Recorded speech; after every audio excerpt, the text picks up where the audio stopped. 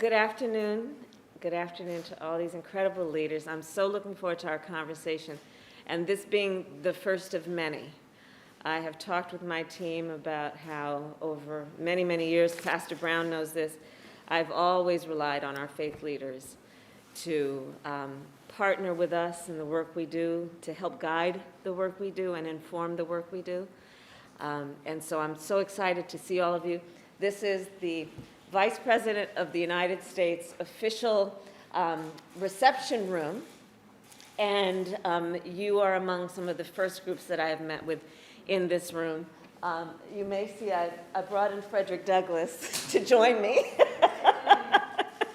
Actually, that was donated to us from my alma mater, Howard University.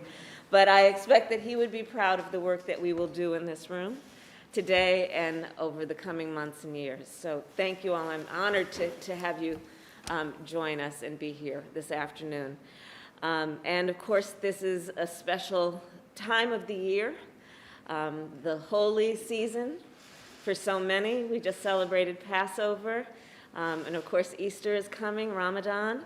And this is a time, as we know, that is springtime, and here in Washington, D.C., the cherry blossoms are blooming, and around the world, we celebrate this time of year, spring, as a time of renewal and rebirth, a time when I think we know and believe that we can recommit ourselves to the values that we cherish and hold dear.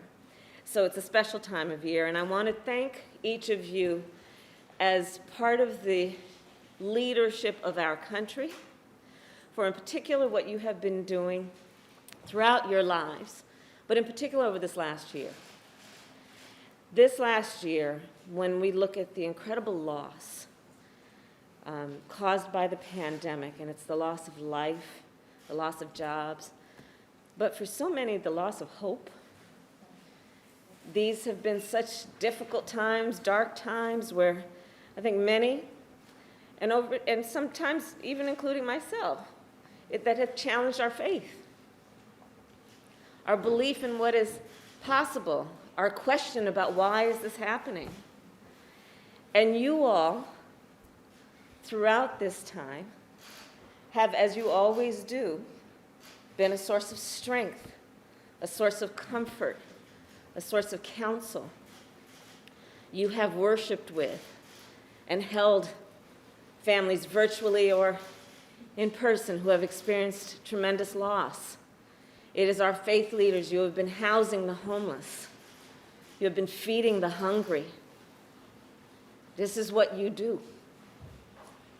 And over this last year in particular, it has stretched the resources that are not only financial and physical, but spiritual. But yet you are unwavering.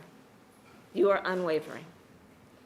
And so I wanted to bring you together in this season to, first of all, thank you, and by extension, all of the leaders and our faith leaders around the country for the work you have done to be part of the strength and the guideposts and the pillars that in this moment of such turbulence have been holding up our ability to retain our faith and retain our sense of hope.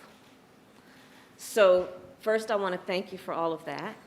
And then wanted to talk with you about some of the light that we are seeing as an administration, and I, of course, bring you greetings from the President, from President Biden. And we are seeing light that also comes from the work that we have a responsibility to do as elected leaders around, for example, the American Rescue Plan and the $1,400 checks, lifting half of America's children out of poverty. We're so excited about that. The work we are doing to hopefully help people survive through this moment so they can get back up on their feet. So we see light at the end of the tunnel, and in large part because of the vaccinations that are happening, because of vaccine.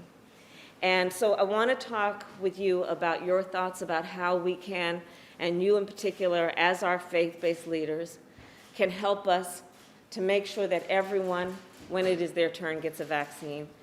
And that is one of the first areas that I'd like to discuss with you, but also on my mind today, or what we need to do and collectively what we can do, informed by you, around what we're seeing around hate crime in America.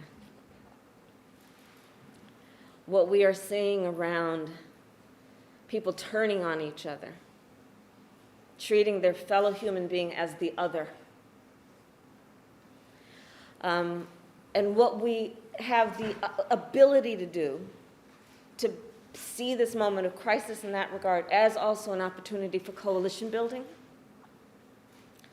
So that's on my mind. I'm doing work on the Northern Triangle. Part of the reason I was a bit delayed for this meeting is I was just meeting with our Secretary of State. And I know that a lot of you are working on this issue in many ways, but to the extent that you have thoughts and experience about what we can do to address some of the root causes that cause people to flee their home, because as we all know, most people like being at home. They like being where they grew up. They like being in a place where they understand the culture. It is part of their culture. They speak the language. So we have to ask, why do people leave that? And usually they leave because there is a lack of opportunity or it is just not safe.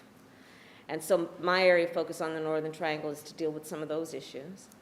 And then I would like to also share with you the concerns that I think many of us have about ensuring the right to vote